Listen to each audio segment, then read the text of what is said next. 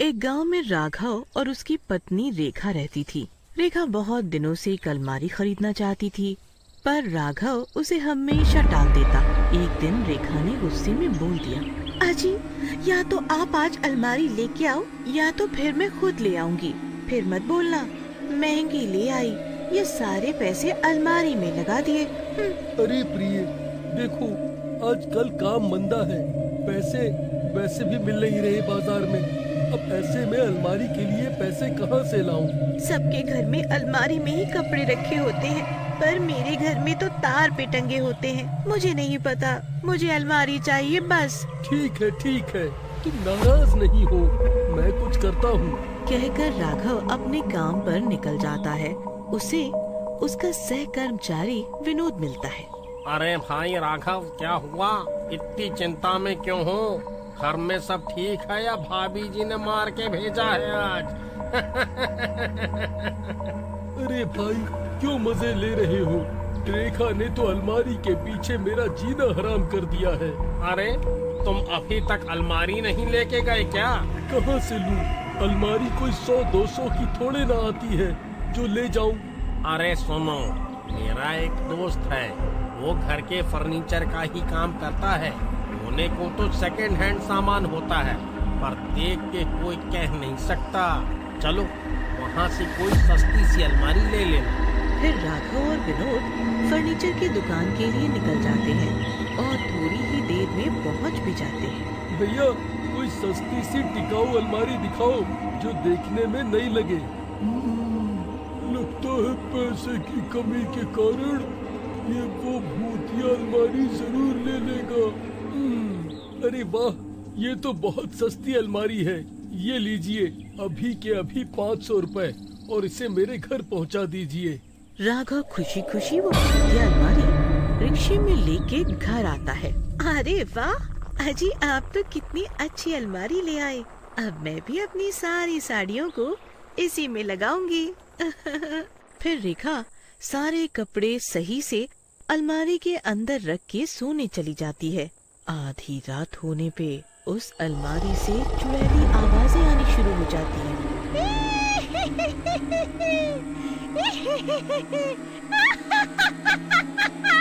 अपने घर में डरावनी चुड़ैली हंसी सुन के रेखा की नींद खुल जाती है। अजी, अजी उठिए ना, देखिए ना, ये कैसी आवाजें आ रही हैं हमारे घर में। उठिए ना जी। आज तो चैन की नींद सोने दे। इतने दिनों से तूने मेरा सोना हराम किया हुआ है। अलमारी करके अब आ गई तो भी सोने नहीं दे रही। ये कहकर राघव फिर सो जाता है। रेखा चुड़ैली हंसी की आवाजें सुन के डर जाती है और आवाज का पीछा करने लगती है। ये आवाज तो मेरे ही घर से आ रही है, पर कहाँ से? आओ आओ और पास आओ, आओ आओ।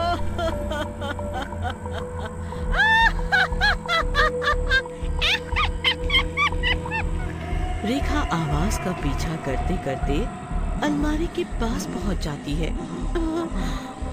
आवाज तो इसी में से आ रही है, पर इससे कैसे आ सकती है? खोल के देखती हूँ। फिर रेखा अलमारी खोलने लगती है और उसमें हाथ डाल के साड़ी इधर उधर करने लगती है। तभी अचानक एक चुड़ैली बाहर आ जाता है और रेखा को अलमारी के अंदर खींच लेता है। रेखा अलमारी के अंदर से एक अलग ही दुनिया में पहुंच जाती है। अरे मम्मी, बचाओ बचाओ कोई, ये मैं कहाँ आ गई? यहाँ तो हर जगह कंकाल, कटे हुए हाथ पैर सिर पड़े हैं। ये तो कोई चुड़ैलों का महल लगता है। कहाँ फंसी भगवान। वो जगह बहुत डरावनी और खतरनाक होती है। महल पूरा का पूरा कंकाल के अंगों से बना होता है। अंदर बाहर हर जगह मरे कटे शरीर के अंग पड़े होते हैं। फिर जैसे ही रेखा उस महल के अंदर पहुंचती है, उसे वहाँ एक बड़ी सी लंबी नाक और बड़े बड़े दांतों वाली नीले रंग की चुड़ैल दिखती है, जो खोपड़ी में हूँ। अरे मर गई रे, ये अलमारी के लालच का फल ऐसा निकलेगा, ये तो कभी सपने में भी नहीं सोचा था। ये मैं कहाँ चुड़ैल के चक्कर में फंस गई। बड़े दिनों बाद कोई बाहर की दुनिया का हमारी दुनिया में आया है, इसका तो स्वागत होना चाहिए। मैं फिर शुरू की जाए। फिर एक गंदी सी चुड़ैल आती है और रेखा को जबरदस्ती चुड़ैल रानी के बगल में बिठा देती है। फिर महल की सारी चुड़ैलें नाचने लगती हैं और नाच नाच के खून पीती हैं।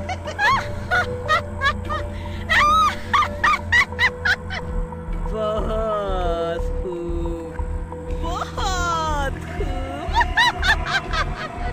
ये सब देख के मानो शरीर में करंट दौड़ गया हो।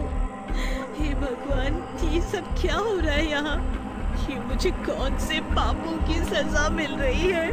उन्हें तो पता भी नहीं होगा कि उनकी पत्नी चुड़ैलों के महल में फंस गई है। हे भगवान, मैं क्या करूँ अब?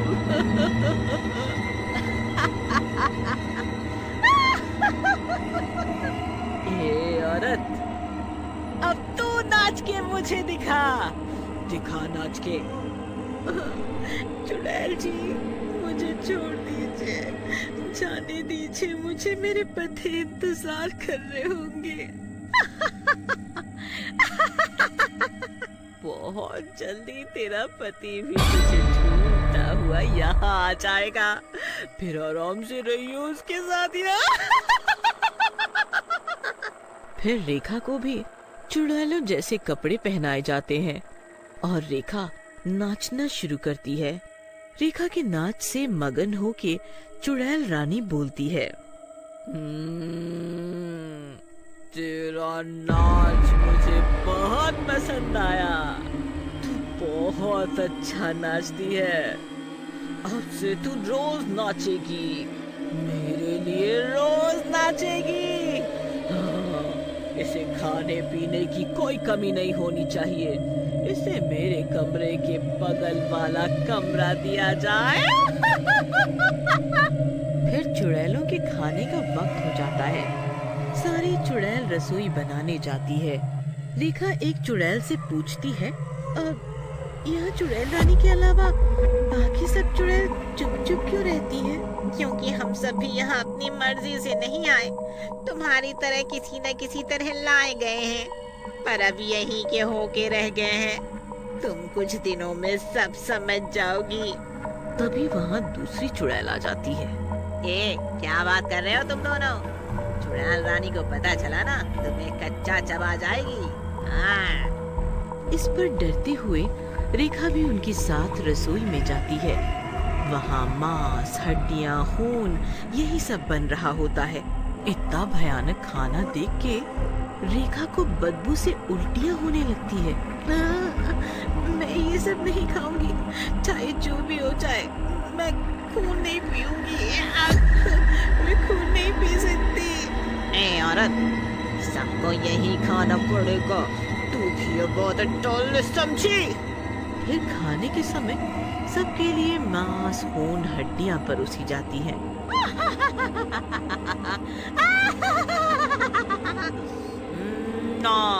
हाँ, इतनी अच्छी महक, वाह वाह वाह, मजा आ गया। फिर चुड़ैल रानी मांस खाना शुरू करती है और बड़े भयानक तरीके से खा रही होती है। बाकी चुड़ैलें चुड़ैल रानी के हुक्म का इंतजार कर रही होती हैं। बहुत स्वादिष्ट है, तुम भी खाओ, तुम भी खाओ। फिर सब खाना खाना शुरू करते हैं, पर रेखा सहमी हुई एक कोने में बैठी होती है। खाना खत्म होने पर सब सोने जाती है। रेखा भी अपने कमरे। हे भगवान, कोई तो रास्ता दिखाओ, मैं यहाँ इन चुड़ैलों से कैसे बचूं? जैसे तैसे रेखा उस रात सो पाती है। तभी वो सपने में खुद को किसी गुफा में पाती है। और उसे वहाँ एक बाबा दिखाई देते हैं। बाबा कोई तांत्रिक जैसे लगते हैं और रेखा से काफी समय तक बात करते हैं। अलख निरंजन। तांत्रिक बाबा, आप यहाँ कैसे? ये तो चुड़ैल महल है, यहाँ तो सिर्फ चुड़ैल ही रह सकती है।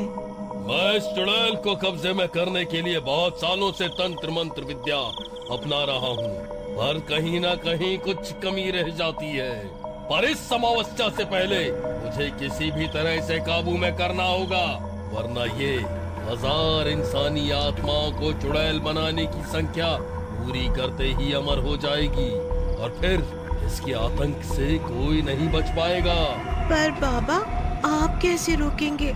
इसने मुझे भी छल से अपनी दुनिया में शामिल कर लिया।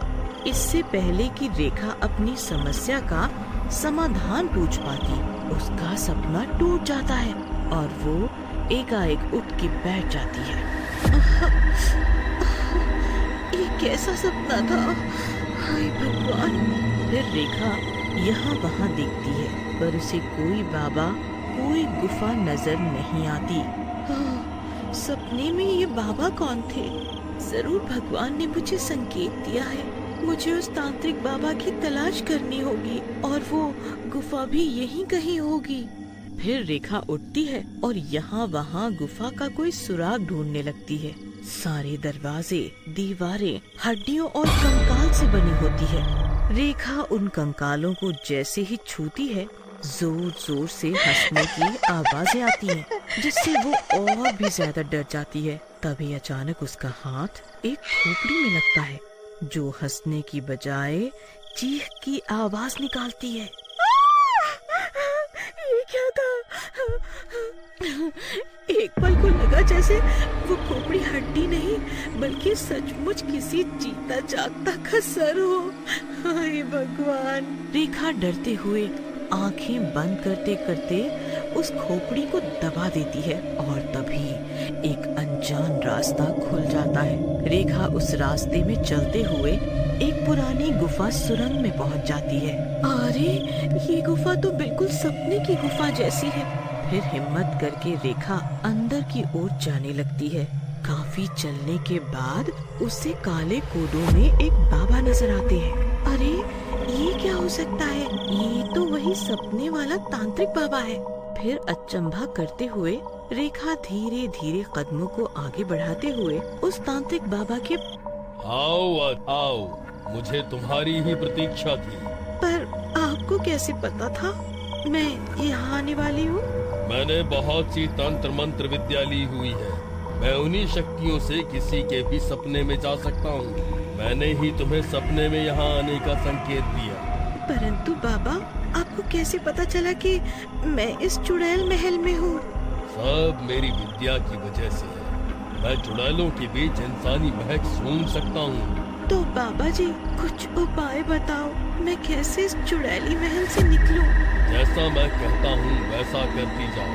तुम्हारे साथ साथ और भी इंसानों को इस चुड़ैल ने उसी दुनिया में शामिल करके चुड़ैल बना दिया है। मैं इस चुड़ैल रानी को वश में करके सबको मुक्ति दिलवाऊंगा। फिर तांत्रिक बाबा रेखा को मंत्र पढ़ के एक वस्त्र का जोड़ा और खंजर देते हैं। तुम किसी भी तरह इस मंत्र विद्या से परिपूर्ण वस्त्र को उस चुड़ैल रानी पे धारित करवा दो। फिर जब वह इन वस्त्र को पहन लेगी तो कुछ समय के लिए तुम चुड़ैल शक्ति के प्रभाव से बाहर होगी और तभी तुम उसकी चोटी इस खंजर से काट लेना और यहाँ मुझे लाके दे देना। अच्छा बाबा जी, जैसा आप कहो। पर ध्यान रहे, इसमें तुम्हारी जान को भी खतरा हो सकता है। इस चुड़ैल के आतंक से 1000 मासूम लोगों को बचाने के लिए मेरी एक जान चली भी गई तो कोई समस्या नहीं। फिर रेखा वहाँ से वो वस्त्र और खंजर लेके वापस अपने कमरे में आ जाती है। पर जैसे ही रेखा अपने कमरे में आती है, वो गुफा का रास्ता खुद ही बंद हो जाता है। अब मुझे कैसे भी इस चुड़ैल रानी को ये कपड़े पहनाने होंगे, पर कैसे? अचानक उसे एक सुझाव आता है। रेखा तुरंत चुड़ैल रानी के कमरे में वो वस्त्र लेके जाती है, पर जैसे ही वो कमरे के बाहर पहुंचती है, चुड़ैल रानी को दूसरी चुड़ैल से बात करता सुनती है। ध्यान रहे हमारे रहस्य इस रेखा तक न जाए। महल में सभी चुड़ैलों को बोलो कि आने वाली अमावस्या को इस रेखा को भी चुड़ैल बनाने की विधि संपन्न की जाएगी। तब तक इसका खास ध्यान रखा जाए, समझी?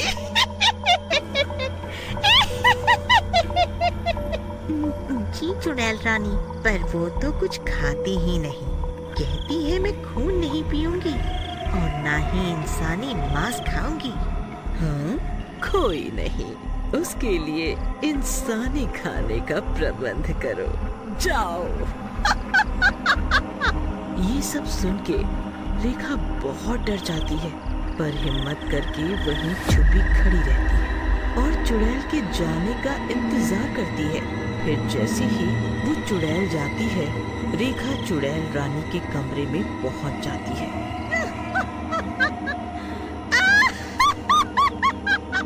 बोलो रेखा, कैसे आना हुआ? जी मैं कपड़े। घबराओ नहीं, बताओ क्या बात है? जी मैंने आपके लिए कपड़े बनाए थे, वो आपके कपड़े बहुत गंदे हो गए हैं ना, तो आप इससे बदल लें। और मैं ये सोच रही हूँ कि इससे बदल के आप और भी ज्यादा सुंदर लगेंगी। क्या कहा तुमने? मैं सुंदर दिखती हूँ? हाँ? हाँ, बहुत सुंदर हो आप। बस ये कपड़े गंदे हो गए हैं जरा, इसलिए आपकी सुंदरता ये कपड़े कम कर रहे हैं। चुड़ैल रानी अपनी तारीफ सुन के और ज्यादा सुंदर लगने के लिए वो मंत्र विद्या वाले कपड़े पहन लेती है। तभी एकाएक चुड़ैल अपनी सुध बुध खो देती है और मौके का फायदा उठा के रेखा उसकी चोटी तांत्रिक बाबा द्वारा दिए गए उस खंजर से काट लेती है। अब ये चोटी मैं तांत्रिक बाबा को दूंगी और वो ही इस भयानक अलमारी की रहस्यमयी चुड़ैल से छुटकारा दिलाएंगे। हाँ। फिर रेखा वो चोटी लेके उस गुफा में वापस जाती है और तांत्रिक बाबा को दे देती है। ये लीजिए बाबा जी, उस चुड़ैल रानी की चोटी। बहुत खूब, अब देखना कैसे वो चुड़ैल खुद से यहाँ खींची चली आएगी। फिर रेखा तांत्रिक बाबा मंत्र फूंक कर भस्म से एक गोला बनाते हैं और चुड़ैल रानी की चोटी उस मंत्र युक्त गोले में रख देते हैं। फिर तांत्रिक बाबा तंत्र विद्या पढ़ना शुरू करते हैं। ओम ह्रीं क्लीं चामुंडाय विच्चे नमः स्वाहा। ओम ह्रीं क्लीं चामुंडाय विच्चे नमः स्वाहा। यहाँ तांत्रिक बाबा जैसे जैसे मंत्र तंत्र पढ़ के यज्ञ में आहुति देते, वो चुड़ैल रानी उतना ही ज्यादा बेचैन होने लगती। है चुड़ैल, तूने बहुत सता लिया सबको, अब तुझे यहाँ आना ही पड़ेगा। ओम ह्रीं क्लीं चामुंडाय विच्चे नमः स्वाहा। वहीं दूसरी तरफ चुड़ैल रानी बेचैनी से यहाँ वहाँ उठने गिरने लगती है। अरे ये मुझे क्या हो रहा है? मैं इतनी कमजोर महसूस क्यों कर रही हूँ? हाँ, ये मुझे क्या हो रहा है? बेचैन चुड़ैल रानी तड़पती हुई इंसानी खून की मांग करती है अपनी ताकत बढ़ाने के लिए। ए चुड़ैलों, मेरा आदेश है कि मुझे इसी वक्त इंसानी खून लाया जाए, वरना मैं एक एक करके सबको तबाह कर दूंगी। पर रानी जी, खून तो खत्म हो गया, अब हम कहाँ से खून लाएं? मुझे गुस्सा मत दिलाओ, कहीं से भी जाके खून लेके आओ। चुड़ैल रानी को गुस्से में तमतमाता देख सारी चुड़ैल डर जाती है और उसके खौफ से इंसानी खून ढूंढने लगती है। अरे वो रेखा कहाँ है? अब बस उसी का खून देके हम चुड़ैल रानी के कहर से बच सकते हैं। पर वो तो चुड़ैल महल में कहीं दिख ही नहीं रही। अरे जल्दी ढूंढो जाके, वरना चुड़ैल रानी हमारा जीना हराम कर देगी। फिर सारी चुड़ैल रेखा को पूरे चुड़ैल महल में ढूंढने लगती हैं, पर रेखा उन्हें कहीं भी नहीं मिलती। इधर चुड़ैल रानी बुरी तरह तड़प रही होती है। बेचैन बेहाल चुड़ैल रानी गिरती पड़ती खुद को संभाल ही रही होती है कि वहाँ तांत्रिक बाबा के 101 तंत्र मंत्र पूरे हो जाते हैं। ये तंत्र मंत्र विद्या के मालिक, अगर मेरी तंत्र विद्या में शक्ति है तो उस चुड़ैल को मेरे सामने। तभी अचानक एक जोरों का हवा का झोंका आता है और वो चुड़ैल रानी उड़ती हुई हवा के बहाव में खिंचती हुई उस गुफा के अंदर जाने लगती है। अरे ये क्या, मैं खुद को कैसे खींची जा रही हूँ? और तभी अचानक चुड़ैल रानी खींचती हुई उस भस्म के गोले में पहुँच जाती है। तो ये तू है तांत्रिक? तेरी इतनी हिम्मत कि तूने मुझे यहाँ बुलाया। चुप कर चुड़ैल, अब तेरा आखिरी समय आ गया है। अपनी उल्टी गिनती गिनना शुरू कर दे। फिर तांत्रिक दूसरे पहर की तंत्र विद्या शुरू करता है। तांत्रिक छोड़ दे मुझे, छोड़ दे, मुझे अमर बनने से कोई नहीं रोक सकता। कल अमावस्या है और कल मैं 1000 आत्माओं की स्वामिनी बन जाऊंगी और अमर हो जाऊंगी।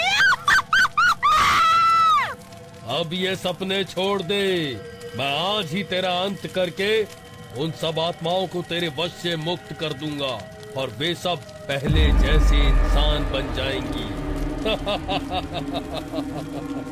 फिर तांत्रिक मंत्र पढ़ना शुरू करता है। ओम चामुंडाय नमः, ओम चामुंडाय नमः।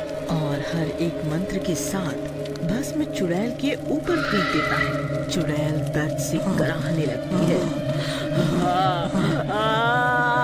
माफ कर दो मुझे, आगे से मैं किसी भी इंसानी आत्मा को वश में नहीं करूंगी, किसी के परिवार को नहीं तोड़ूंगी। जाने दो मुझे, बहुत दर्द हो रहा है, मुझे छोड़ दो मुझे। नहीं चुड़ैल, तू एक खतरनाक चुड़ैल है। तुझे छोड़ा तो तू वापस से अपनी शक्तियाँ आजमाएगी। अब तेरे पापों का घड़ा भर चुका है, तेरा मरना तय है। जैसे जैसे तांत्रिक दूसरे पहर की विद्या पढ़ता जा रहा था, वैसे वैसे चुड़ैल रानी की शक्तियाँ कम होती जा रही थी। फिर दूसरा पहर खत्म होते होते चुड़ैल अधमरी हो जाती है।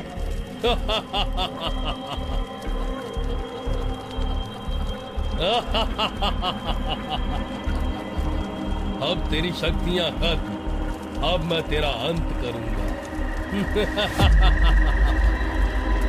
फिर तीसरे पहर में तांत्रिक और विद्याओं का आगमन करने लगता है। तांत्रिक के हर मंत्र तंत्र आहुति के साथ चुड़ैल रानी का एक एक अंग उखड़ के अलग अलग गिरने लगता है। देख चुड़ैल, नियति का खेल। उसी तंत्र मंत्र विद्या से तूने शक्तियाँ पाई और उसी तंत्र मंत्र विद्या से मैं तेरा खात्मा करूंगा। अगर नियति ने प्रेत बनाए हैं तो भगवान भी बनाया है जो तुझ जैसी चुड़ैल का अंत कर सके। हाँ, मुझे माफ कर दो, मैं अपने जान की भीख मांगती हूँ, मुझे जाने दो मुझे। तभी चुड़ैल के दोनों पैर उखड़ के अलग अलग दिशाओं में जा गिरते हैं। चुड़ैल दर्द से चीखने लगती है। ये देख के रेखा बहुत डर जाती है। डरो नहीं बस, अमावस्या लगने से पहले और तीसरा पहर खत्म होते होते इस चुड़ैल का अंत हो जाएगा, हमेशा के लिए। फिर तांत्रिक और विद्या पढ़ता है और चुड़ैल के दोनों हाथ उखड़ के गिर जाते हैं और इसी के साथ तांत्रिक एक और मंत्र की आहुति देता है और चुड़ैल रानी का सर धड़ से उखड़ के यज्ञ कुंड में गिर जाता है और केवल धड़ तड़पता रह जाता है। फिर तीसरा पहर खत्म होते होते उसका धड़ भी जल के राख हो जाता है। चुड़ैल का अंत होते ही उस रहस्यमयी दुनिया का भी अंत हो जाता है और एकाएक रेखा खुद को अपने घर में पाती है। अरे ये क्या, ये तो मेरा घर है। मैं अपने घर में आ गई। अरे रेखा, तुम बिना बताए कहाँ चली गई थी? मैं कितना परेशान हो गया था। कहीं नहीं जी, जो हुआ भूल जाओ। और देखो, हमें सस्ते में अलमारी भी मिल गई। फिर दोनों हंसने लगते हैं।